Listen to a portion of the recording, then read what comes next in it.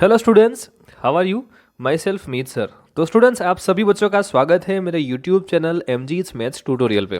Students, हमने trigonometry chapter का एक सेक्शन देखा हुआ है। आज हम अपना सेकंड सेशन स्टार्ट करने जा रहे हैं स्टूडेंट्स, जिसमें हम आज देखने वाले हैं यूनिट सर्कल। प्रीवियस लेक्चर के अंदर स्टूडेंट्स हमने वो देख लिया है कि हम मेजरमेंट ऑफ एंगल किस तरह से करते हैं, और किसी भी एंगल को हम जो मेज़र कर रहे हैं वो हम रेडियन में भी मेज़र कर सकते हैं और डिग्री में भी मेज़र कर सकते हैं, राइट।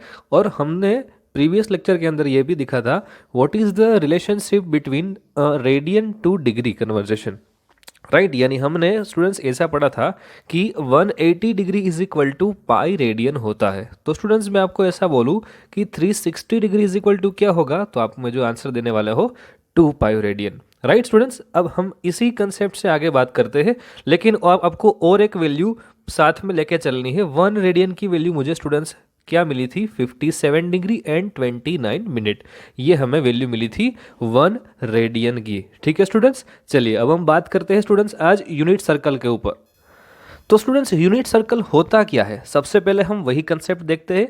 यूनिट का मतलब होता है 1, यानी 1 सेंटीमीटर ले लो, 1 मीटर ले लो, आप कुछ भी ले लो, यानी आपको 1 यूनिट का एक सर्कल ड्रॉ करना है, जो आप यहाँ से देख सकते हो स्टूडेंट्स। मैंने यहाँ पे ड्रॉ किया हुआ है।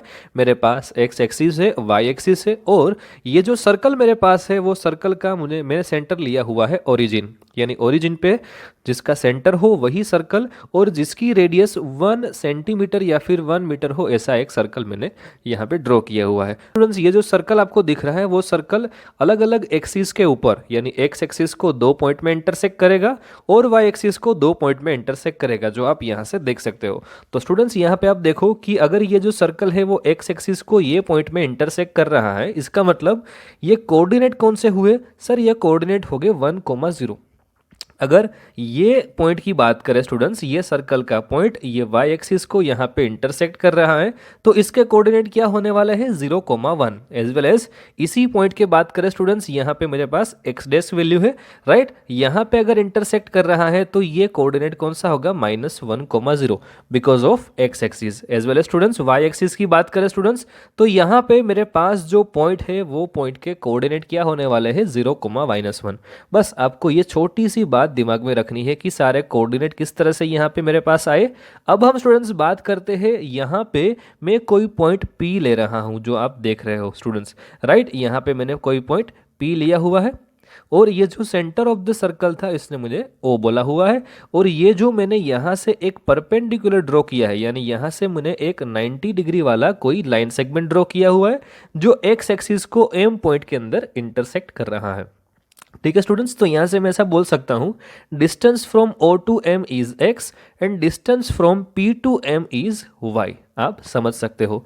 और ये जो वैल्यू मेरे पास OP की है वो है R का मतलब रेडियस ऑफ द सर्कल, जिसे मैं स्टूडेंट्स 1 ले सकता हूँ। सर, आपने रेडियस 1 क्यों ली? बेटा देखो, यहाँ पे जो मैंने सर्कल ड्रॉ किया था वो सर्कल था 1 सेंटीमीटर रेडियस वाला। अगर उसकी रेडियस 1 है तो लेंथ ऑफ OP हम R भी बोल सकते हैं, लेंथ ऑफ OP हम 1 सेंटीमीटर भी बोल सकते हैं। आपको यहाँ तक समझ में आया स्टूडेंट्स? अगर स्टूडेंट्स ये ट्रायंगल को आप कंसीडर कर रहे हो तो यहाँ से आपको एक राइट एंगल ट्रायंगल दिख रहा है। अगर राइट एंगल ट्रायंगल है तो स्टूडेंट्स हम ट्रिग्नोमेट्री के सारे कंसेप्ट यहाँ पे अप्लाई कर सकते हैं। चलिए देखते हैं स्टूडेंट्स किस तरह से अप्लाई करते हैं। अगर स्टूडेंट्स मैं ऐसा बोलूँ कि यहाँ पे ये जो रे मुझे OP दिख रहा है और दूसरा रे मुझे OM दिख रहा है, वो दो रे के बीच में जो एंगल बन रहा है वो एंगल थीटा है, तो फिर मैं क्या लिख सकता हूँ? Sir, sine theta is equal to आप लिख सकते हो opposite side upon adjacent, opposite sides upon hypotenuse. इसका मतलब सर ये अपोजिट साइड एंगल की हुई y, और ये जो ट्राइंगल है उसमें हाइपोटेन्यूस की वैल्यू है r। तो यहाँ से आप देख सकते हो स्टूडेंट्स, मुझे y की वैल्यू क्या मिलने वाली है? r sine theta. Very very most important result, y is equal to r sine theta आपको कैसे मिला वो। अब दूसरी बात करते हैं स्टूडेंट्स, यही थीटा को ध्यान में रखते हैं और हम कोस थीटा की वैल्यू निकालते हैं। So that value of cos theta is equal to क्या होगा स्टूडेंट्स? x अपॉन r, यानी एडजेसेंट साइड अपॉन हाइपोटेन्यूस। यहाँ से मुझे x की वैल्यू मिलती है r कोस थीटा। इसे भी आपको याद रखना है, आगे जाके हम बहुत ही इंपॉर्टेंट रिजल्ट निकालने वाले हैं। अगर स्टूडेंट्स मैं ऐसा बोलूँ कि यहाँ पे जी ये जो आपको सर्कल गिवन है वो यूनिट सर्कल है, तो इसका मतलब क्या हुआ? सर, वो सर्कल यूनिट सर्कल होगा तो उसकी रेडियस होगी 1, यानी यहाँ से मैं r की वैल्यू 1 लिख सकता हूँ, एज वेल एज यहाँ पे भी मैं r की वैल्यू 1 लिख सकता हूँ। तो मुझे y की वैल्यू क्या मिलेगी सर? आपको y की वैल्यू मिलेगी y is equal to sine theta. Sir कहाँ से आया बेटा? मैंने r की जगह पे 1 पुट कर दिया है। सर x की वैल्यू आपको क्या मिलेगी? यहाँ पे भी हम r की वैल्यू अगर 1 रखते हैं स्टूडेंट्स, तो मुझे x की वैल्यू मिलती है कोस थीटा। यानी सर x का आंसर जो कुछ भी आया वो कोस थीटा और y का आंसर जो कुछ भी आया वो साइन थीटा। हाँ, लेकिन कब? जब भी आपका सर्कल स्टूडेंट्स यूनिट सर्कल होगा तब। इज इट क्लियर और नॉट? अब देखते हैं students very very most useful concept. ठीक है, मैंने आपको यहाँ पे बोला है कि 1 radian is equal to 57 degree and 29 minute, ऐसा कुछ होता है।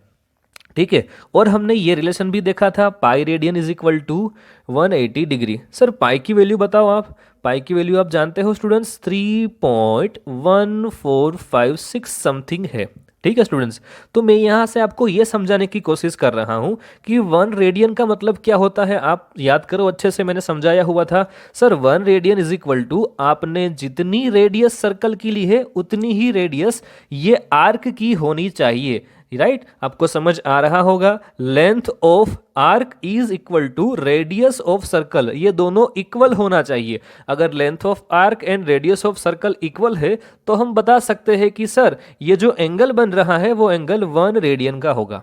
ठीक है, तो यहाँ पे आप समझो कि ये जो सर्कल दिख रहा है आपको, वो सर्कल के अंदर जितनी रेडियस की लेंथ है उतनी ही लेंथ आर्क की ही, ऐसा आप समझ लो।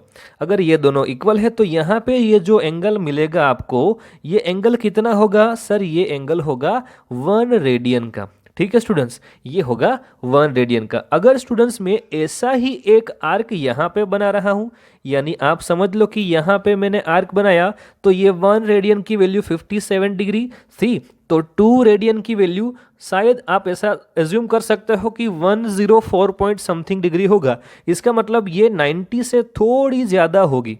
ठीक है, तो यहाँ पे आप देख सकते हो स्टूडेंट्स, यहाँ पे ये जो एंगल बनेगा वो भी होगा 1 रेडियन का, जिसमें लेंथ ऑफ आर्क ये रही और रेडियस ऑफ सर्कल यानी ये दोनों वैल्यू यहाँ पे इक्वल आ रही है। ओके स्टूडेंट्स, अगर हम बात करें स्टूडेंट्स यहाँ पे 3 रेडियन की, तो 3 रेडियन का मतलब 57 डिग्री इंटू 3। राइट, तो आपको जो कुछ भी आंसर मिलेगा वो इतना होगा, यानी ये भी स्टूडेंट 1 रेडियन ही हुआ। 1 रेडियन का मतलब समझाओ sir? Length of arc is equal to radius of circle, ये दोनों इक्वल होता है 1 रेडियन के अंदर। यानी ये 1 रेडियन था, ये 1 रेडियन था और ये भी 1 रेडियन। सर मुझे इतना एंगल जो कुछ मिल रहा है वो एंगल की वैल्यू आप बताओ क्या है? वो बेटा एंगल 0.1456 समथिंग आपको मिल रहा है। इसका मतलब सर ये हुआ कि अगर ये मैं 3.14 रेडियन लगा दूं तो मुझे जो कुछ भी एंगल मिलेगा वो 180 डिग्री का मिलेगा। यस बेटा, इसीलिए तो हम exactly pi is equal to 3.1456 इस तरह से लिखते हैं। इज इट क्लियर और नॉट? आपको समझ आ रहा है कि नहीं आ रहा है? तो स्टूडेंट्स अब हम इसी तरह से कुछ मोस्ट इंपॉर्टेंट रिजल्ट निकालने वाले हैं। इसका मतलब क्या हुआ कि सर आपने यहाँ पे मुझे ऐसा दिखाया था y is equal to sine theta होता है और x इज इक्वल टू होता है कोस थीटा। यानी स्टूडेंट्स मैं आपको ऐसा बोलूँ, जिधर भी आपको y दिखे उधर साइन थीटा मान लो और जिधर भी आपको x दिख रहा है उधर आप कोस थीटा मान लो। तो सर यहाँ पे अगर मैं ऐसा बोलूँ कि कोस 0, ये एंगल कौन सा बन रहा है? 0 बन रहा है। तो अगर मैं ऐसा बोलूं कि सर कोस 0 की वैल्यू क्या होगी, तो आप बताओगे सर कोस 0 की वैल्यू होगी 1।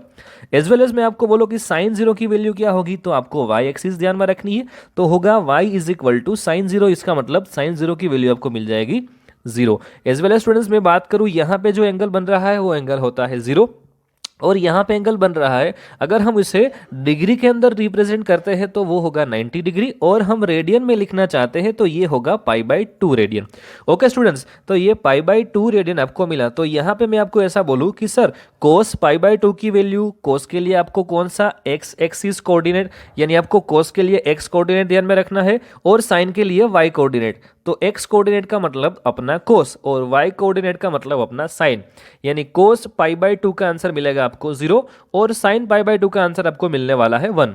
एज वेल एज मैं आपको स्टूडेंट्स ऐसा बोलूं कि कोस पाई, यानी यहाँ पे ये जो एंगल बन रहा है वो 180 डिग्री है और पाई रेडियन है।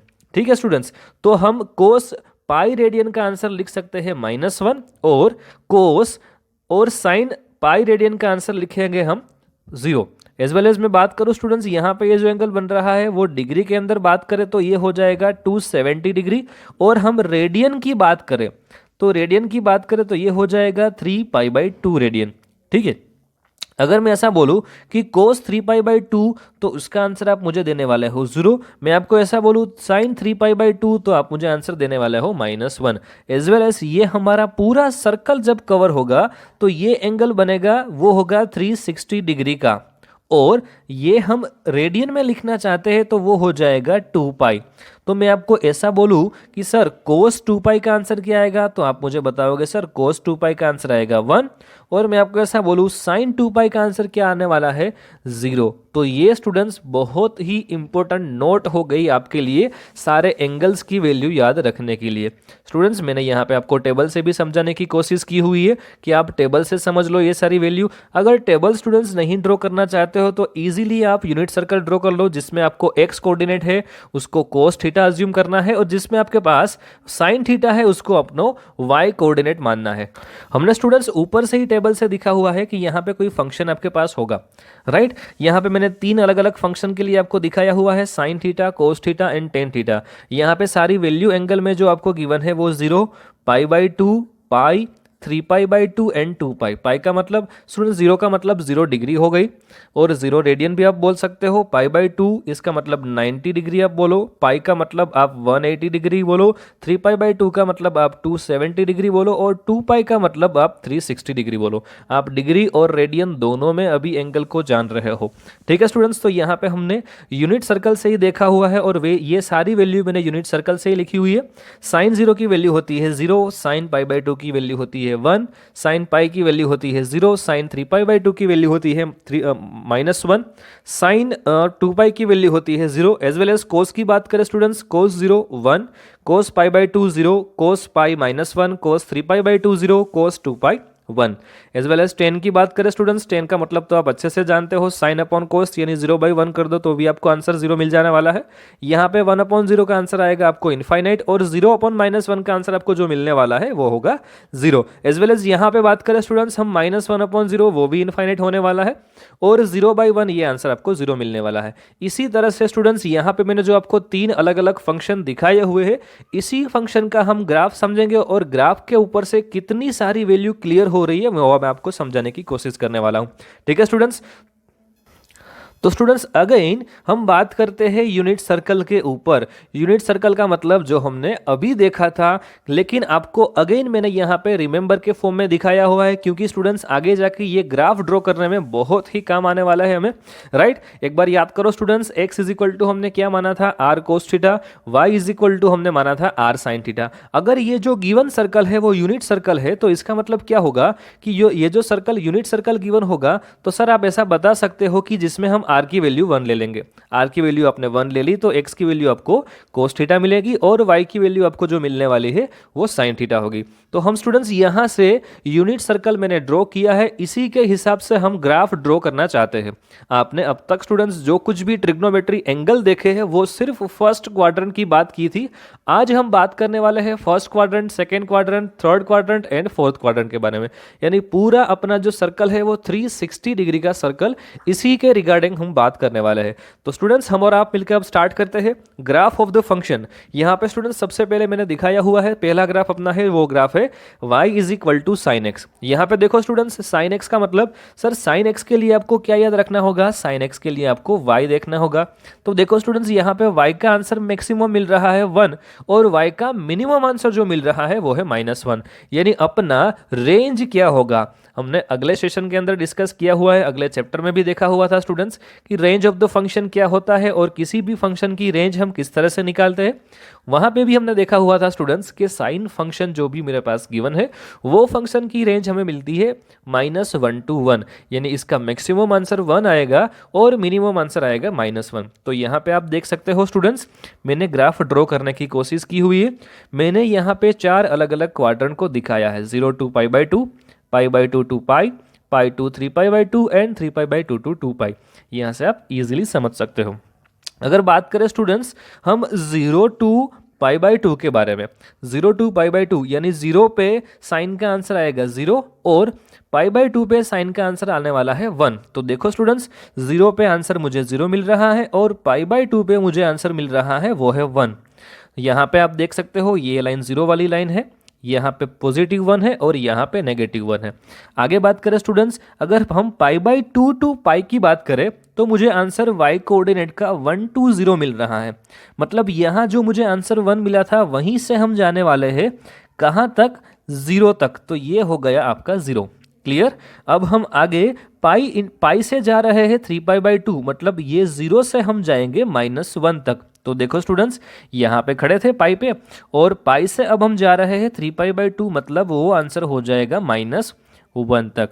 अगेन स्टूडेंट्स, -1 से हमारी जर्नी स्टार्ट होती है, यानी 3π/2 से अगर हम 2π की ओर जा रहे हैं तो मेरा आंसर हो रहा है -1 to 0। तो यहाँ पे -1 पे हम खड़े थे, वहाँ से निकलते हैं और कहाँ तक जाते हैं, 0 तक। यानी आप इजीली समझ सकते हो कि मैंने साइन फंक्शन का ग्राफ किस तरह से ड्रॉ किया। सर मुझे दिमाग में और एक ख्याल आया कि हम 2π से आगे नहीं जा सकते। हाँ बेटा, हाँ 100% जा सकते हो। यानी जब भी आप 2π से आगे जाओ तब आपका सेकेंड रिवॉल्यूशन स्टार्ट हो जाता है, ठीक। और सेकेंड रिवॉल्यूशन स्टार्ट होते ही ये जो आपका ग्राफ है वो वही फिर से स्टार्ट हो जाने वाला है। तो यहाँ से हम ऐसा भी बता सकते हैं स्टूडेंट्स कि ये जो मुझे साइन का ग्राफ मिला वो ग्राफ से हम ऐसा बताएंगे कि अगर साइन 2π के बाद आप जितने भी वैल्यू इनपुट ले रहे हो फिर से हमारा ग्राफ वही रिपीट हो रहा है। इज इट क्लियर और नॉट। यानी हम ऐसा बता सकते हैं period of sine function is 2π, यानी 2π के बाद हमारा ग्राफ फिर से वही स्टार्ट होने वाला है। ठीक है। अब हम बात करते हैं कोस फंक्शन के बारे में, यानी हम बात करेंगे कोस फंक्शन के ग्राफ के बारे में। ठीक है स्टूडेंट्स। तो देखिए स्टूडेंट्स, यहाँ पे आपको दिख रहा है ग्राफ ऑफ कोस फंक्शन। तो हम कोस फंक्शन में भी वही बात करने वाले हैं जो हमने यूनिट सर्कल से देखी हुई थी, राइट। तो एक बार आप यूनिट सर्कल अच्छे से देख लो। कोस के लिए आपको कौन सा कोऑर्डिनेट ध्यान में रखने हैं, सर कोस के लिए मुझे एक्स कोऑर्डिनेट को ध्यान में रखना है। फटाफट से देखो स्टूडेंट्स, ये जो यूनिट सर्कल आपको दिख रहा है, कोस 0 की वैल्यू क्या होगी, 1। तो यहाँ पे देखो स्टूडेंट्स, ये सारे आपको एक्स एक्सिस पे सारे एंगल्स गिवन है, 0, π/2, पाई, 3π/2 एंड 2π। तो कोस 0 पे हम रखेंगे 1। आपको कोस के लिए कौन से कोऑर्डिनेट को ध्यान में रखना है, सर कोस के लिए मुझे रखना है एक्स कोऑर्डिनेट, यानी ये 1 को ध्यान में रखना है, यानी कोस 0 की वैल्यू होगी 1। देख लो एक बार ग्राफ में, आपको अच्छे से दिखाई दे रहा है, कोस 0 की वैल्यू आपको 1 मिल रही है। उसके बाद 0 से जब हम π/2 की जर्नी स्टार्ट करते हैं तब मुझे आंसर मिल रहा है 1 to 0। आपको यहाँ से दिख रहा होगा स्टूडेंट्स।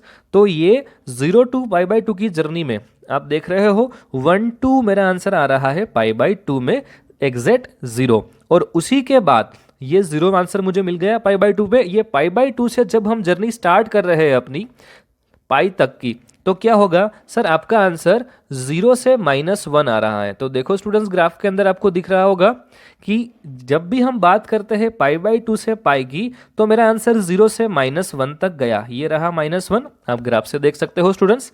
और फिर से जब बात होती है स्टूडेंट्स π/2 3π/2, मुझे कौन से कोऑर्डिनेट ध्यान में रखने हैं, एक्स कोऑर्डिनेट, यानी वो -1 से हो जाने वाला है 0। तो ये हुआ -1 और वहाँ से ये ग्राफ इस तरह से आगे जाएगा, कहाँ तक जाने वाला है, 0 तक। और फिर से जब हम स्टार्ट करते हैं अपनी जर्नी 3π/2 से 2π की, तो वो होगा 0 से 1। तो ये रहा 0 से 1, आपको इस तरह से कुछ ग्राफ मिलने वाला है। इज इट क्लियर और नॉट। आपको अच्छे से समझ आ गया होगा students graph of cosec function, right. अब हम इसी तरह से स्टूडेंट्स ग्राफ ड्रॉ करना चाहते हैं 10x फंक्शन का। 10x की वैल्यू आपको अच्छे से याद है स्टूडेंट्स।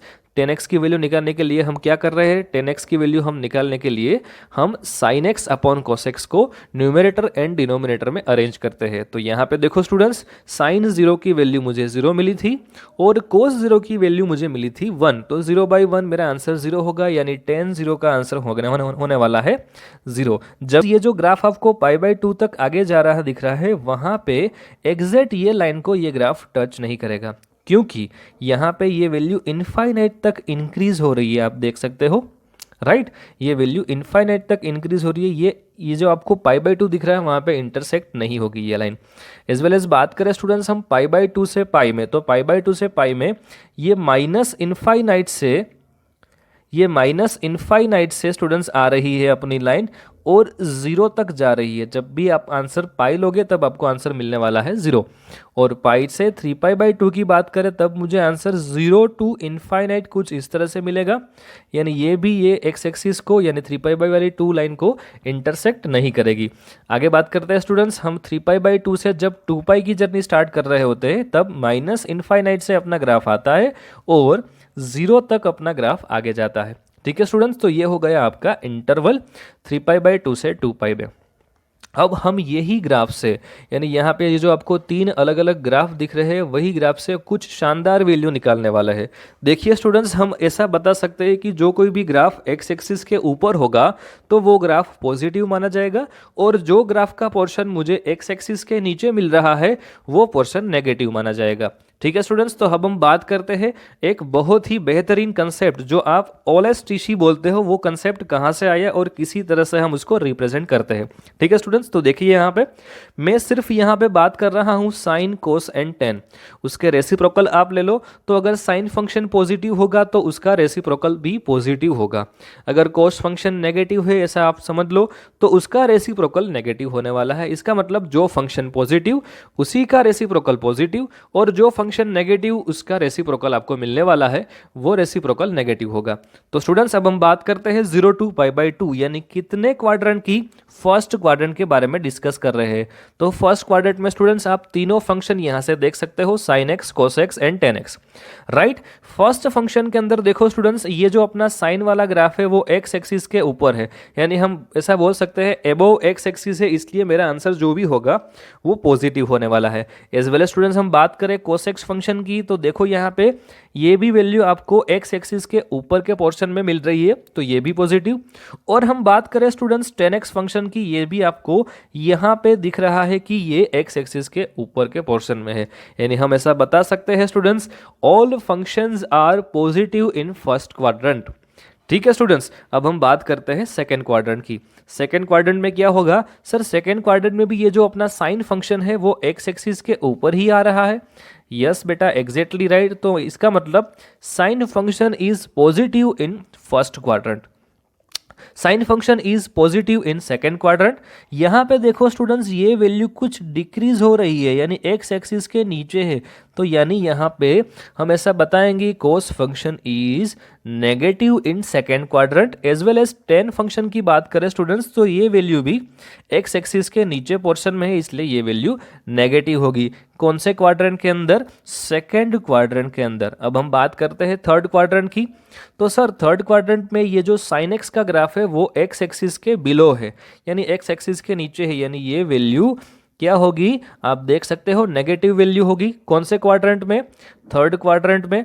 तो हम ऐसा बताएंगे कि थर्ड क्वाड्रेंट में sine x is negative and cos x is also negative. Why? Because of the graph of cos x is below x axis.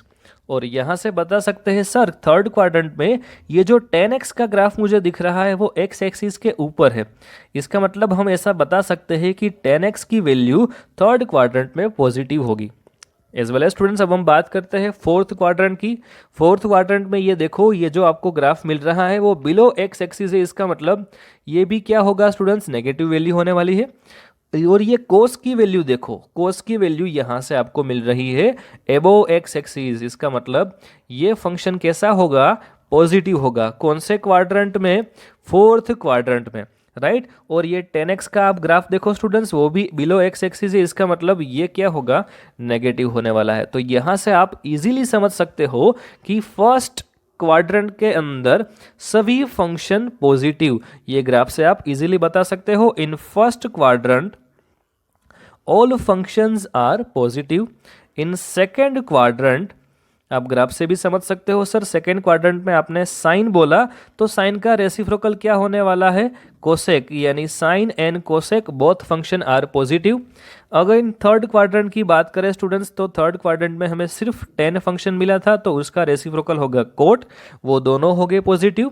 और फोर्थ क्वाड्रेंट की बात करें स्टूडेंट्स तो फोर्थ क्वाड्रेंट में आप देख सकते हो अपना कोस फंक्शन जो दिख रहा है वो फंक्शन पॉजिटिव था, इसका मतलब इसका ग्राफ वो एक्स एक्सिस था, तो ये कोस फंक्शन और इसी का रेसिप्रोकल होगा स्टूडेंट्स सेक फंक्शन। तो यानी यहाँ पे आप OLS एबीसी का कंसेप्ट बहुत अच्छी तरीके से समझ सकते हो। ओके स्टूडेंट्स, तो आज के वीडियो में हम इतना ही रखते हैं। अगेन ट्रिग्नोमेट्री चैप्टर का डिस्कशन हम अगले सेशन के अंदर करेंगे। Thank you very much for watching this video.